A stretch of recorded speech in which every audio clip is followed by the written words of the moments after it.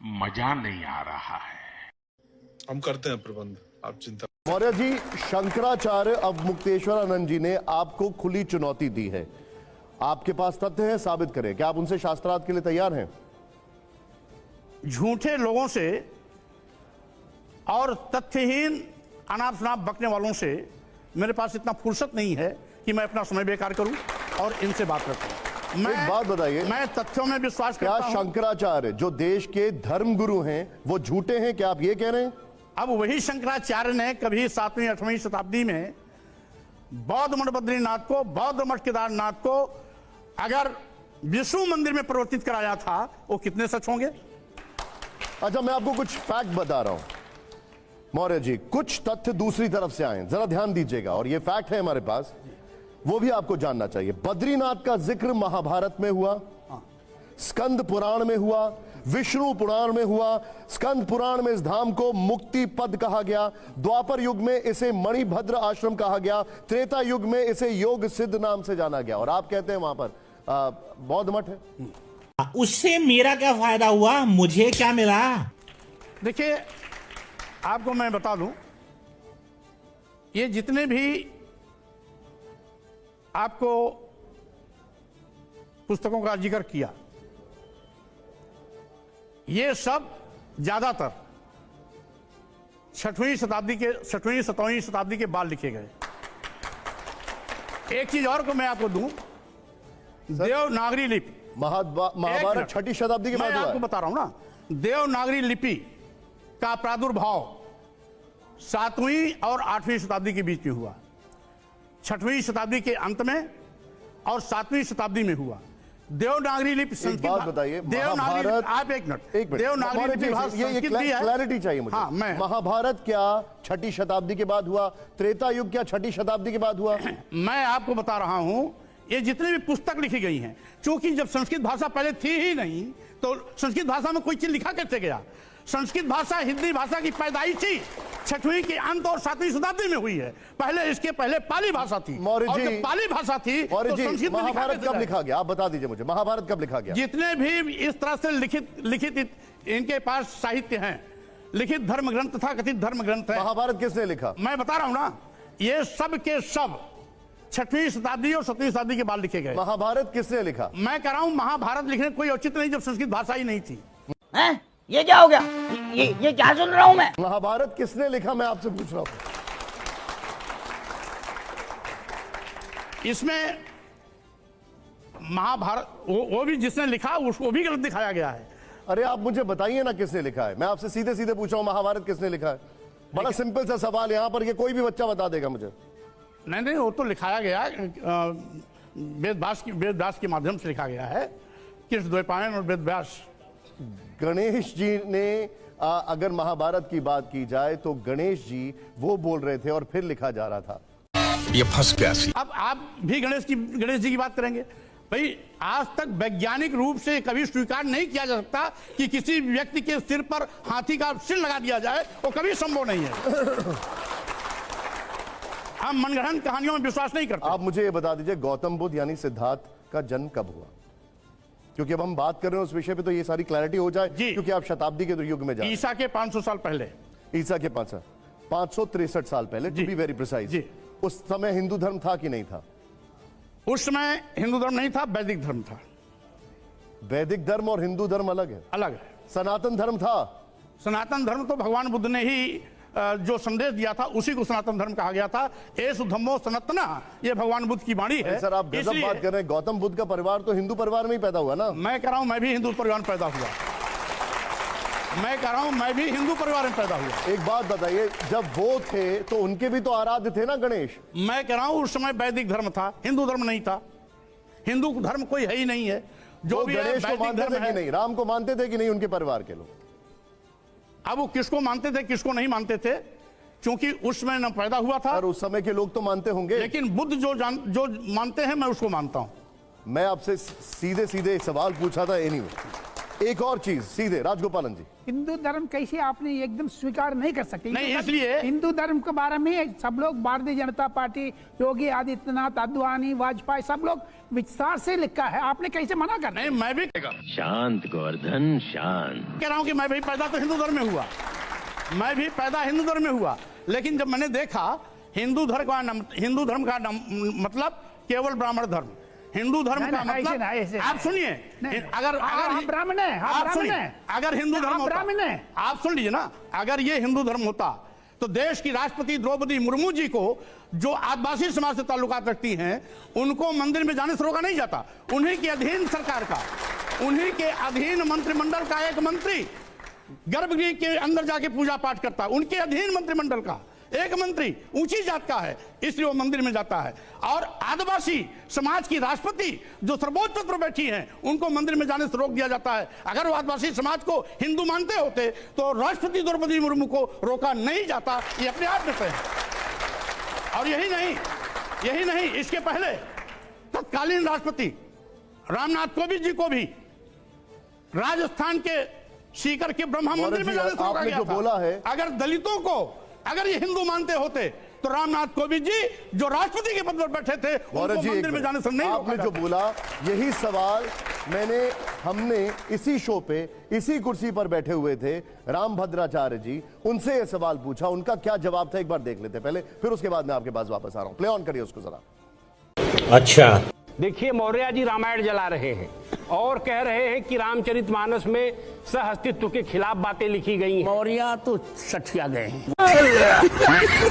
वो कह रहे हैं कि हर मस्जिद में मंदिर ढूंढेंगे, तो फिर बद्रीनाथ में अगर आप ऐतिहासिक तथ्यों पे जाते हैं तो वो कह रहे हैं बौद्ध मठ था वहां। नहीं, उनको ज्ञान ही नहीं, कुछ ज्ञान नहीं उनको।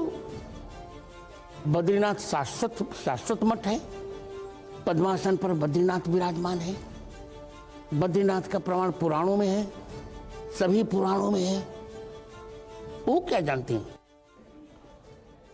रामभद्राचार्य जी कह रहे हैं कि आप सठिया गए, आपको कुछ पता नहीं है। रामभद्राचार्य जी के अंदर संत का कोई गुण ही नहीं है। जो अपने पीठ पर बैठ करके ये बोलता हो कि मरे मुलायम कांसी राम, प्रेम से बोलो जय श्री राम, ऐसी ओछी सोच के लोग संत हो सकते हैं? ऐसे लोग संत कभी नहीं हो सकते हैं, और जिनके अंदर संतों का गुण नहीं है वो भाषा उठपटांग बोलेंगे। इसलिए रामभद्राचार्य को मैं संत मानता ही नहीं। आप बोल सकते हैं मिले मुलायम काशी राम, हवा में उड़ गए जय श्री राम, यही बोले थे। मैं कुछ और पूछ रहा हूं, आप भी बोले थे हवा में उड़ गए जय श्री राम। नहीं, मैं ये को कभी बोले नहीं था। आपकी पार्टी ये नारा लगाती थी। नहीं, ये बीएसपी में थे तो नारा लगता था ना, ये बीएसपी में नारा लगता था। हाँ, तो फिर ये बीएसपी में नारा लगता था। नारा लगता था ना, बीएसपी में नारा लगता था। आप भी थे ना उस मंच पे? हाँ, मैं भी था। आप भी थे उस मंच पे? मैं भी था। तो ये सही था, आप बोल सकते हैं। वो ऐसा है, वो ये बताइए, क्या हवा में उड़ गए जय श्री राम ये कह सकते हैं? उस समय भारतीय जनता पार्टी की नौटंकी का विरोध था, राम का विरोध नहीं था। जो जय श्री राम का एक फार्मूला लेके आए हैं, राम बाद में उसी नौटंकी में आप भी शामिल हुए कि नहीं हुए? नहीं, मैं जैसे इनकी असलियत समझा मैं बाहर हो गया। क्या बात करते हैं? मैं ही छोड़ा हूं।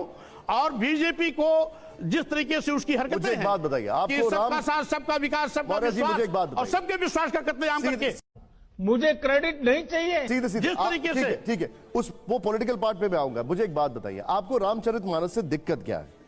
ऐसा है, हमें किसी भी धर्म ग्रंथ से कोई दिक्कत नहीं।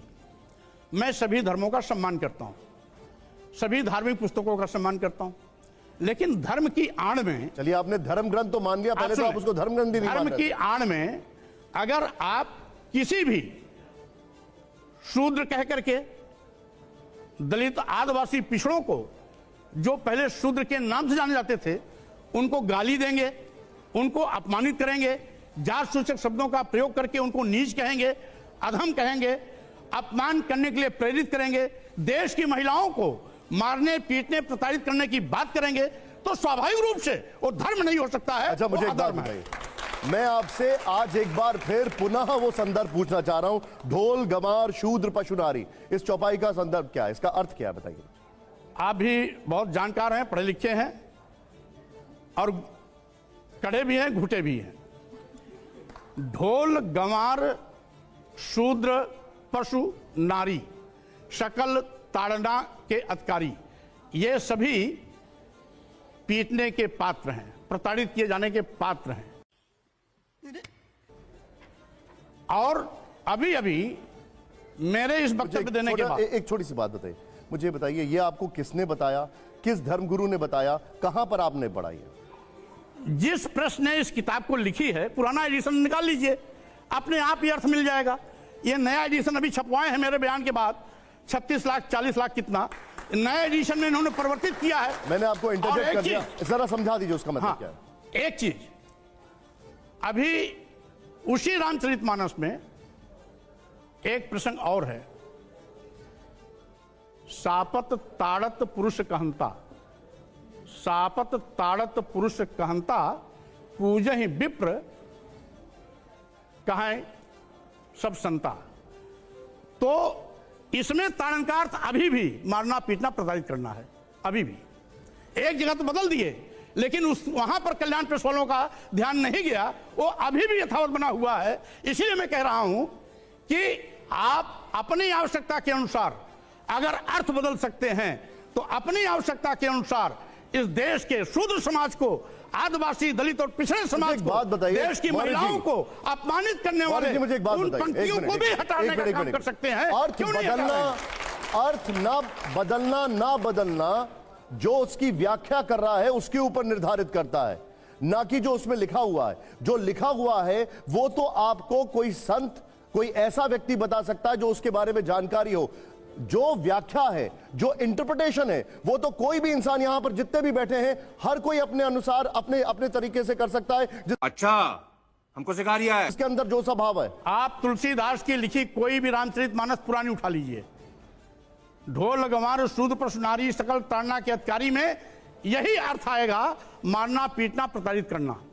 और अभी जो संशोधित सर्ग आया, संशोधित उसका खंड आया है, उसमें शिक्षा से जोड़ दिया। तो अगर देश की महिलाएं शिक्षा की पात्र हैं, जिसको पहले शिक्षा दिया ही नहीं जाता था, तथाकथित हिंदू धर्मावलंबी देश की समस्त महिलाओं को शिक्षा से वंचित कर दिया था। देश के शूद्रों को शिक्षा से वंचित कर दिया था। अगर आज और सुनिए, नारी शूद्रों न दिहेताम, स्त्रियों और शूद्रों को पढ़ने लिखने का अधिकार नहीं है। क्या बता रहा हूं, अगर मैं आज आपको उस चौपाई का एक बहुत बड़े संत द्वारा, जगत गुरु द्वारा एक और उसका वर्णन बताऊं तो आप उसको मानेंगे कि नहीं मानेंगे? मैं इस प्रकार के पोंगापंथी व्यवस्था में यकीन करने वाले किसी भी संत की बात को नहीं मान सकता। एक मिनट, अब मुझे आपसे अगर कोई जगत गुरु है, मैं आप सभी से पूछ रहा हूं, जगत गुरु की आप लोग बात मानेंगे कि नहीं मानेंगे? हाँ या ना? जोर से हाँ या ना? नहीं। अगर जगत गुरु कोई बात कह रहे हैं, क्या उनका वर्जन जो है उसको हम समझ सकते हैं कि नहीं समझ सकते? बिल्कुल नहीं समझ सकते। अच्छा ठीक है, क्योंकि ये सब एक मिनट रामभद्राचार्य जी ने जो कहा एक बार आप सुनिए, फिर मुझे बताइए, सुनाइए जरा। ढोल गवार शूद्र पशुनारी, पहली बात तो उनका पाठ गलत है, सकल ताड़ना के अधिकारी नहीं है, ये सब ताड़न के अधिकारी है वहां पाठ। कौटिल्य ने ताड़न का अर्थ शिक्षण लिखा है। ढोल वाद्य, गंवार जो ग्रामीण व्यक्ति है, शूद्र शुचाद्रातीति शूद्र है जो चिंता से द्रवित हो जाए, पशु और नारी ये पढ़ने के अधिकारी हैं, इनको पढ़ाना चाहिए। नारी की शिक्षा अनिवार्य है। रामचरितमानस का एक भी अक्षर न तो संविधान के विरुद्ध है और न वेद के विरुद्ध है और न भारतीय मानसिकता के विरुद्ध है, न मर्यादा के विरुद्ध है। ठीक है, वो कह रहे हैं ये पढ़ाई के अधिकारी हैं, आप कह रहे हैं ये पिटाई के अधिकारी हैं। मैं अभी मजा आएगा ना भिड़ो। मैं कह रहा हूं सही माने में सबसे ज्यादा शिक्षा की आवश्यकता है रामभद्राचार्य जी को। एक चीज, दूसरी चीज मैं पूछना चाहता हूं, गधे को क्या पढ़ाएंगे, शुअर को क्या पढ़ाएंगे, गाय भैंस को क्या पढ़ाएंगे, बकरी को क्या पढ़ाएंगे, ऊंट हाथी घोड़े को क्या पढ़ाएंगे, क्या पढ़ाएंगे? और फिर दूसरी चार, ढोल को क्या पढ़ाएंगे? पढ़ाने का मतलब होता है शिक्षित करना, ढोल बजाया, ट्रेनिंग देना मतलब होता है। ट्रेनिंग देने की आवश्यकता है। आज इन तमाम ढोंगियों पाखंडियों को जो संत के रूप में देश को गुमराह कर रहे हैं और हमारी युवा पीढ़ी को गलत रास्ता दिखा रहे हैं, आप क्या चाहते हैं? देश की एक और ये कहेंगे, मुझे एक बात बताइए, एक और कहेंगे, ये सभी ढोंगी हैं, निशान जी। पाखंडी हैं, आप ही एक पंडित हैं। निशान जी, मैं ये कह रहा हूं, एक और ये कहेंगे कि यत्र नार्यस्तु पूजन्ते रमन्ते तत् देवता, और दूसरी तरफ कहेंगे कि महिलाओं को मारना पीटा प्रताड़ित करना चाहिए। उसी तुलसी की रामायण में ये लिखा है कि महिलाएं नीच में भी नीच हैं।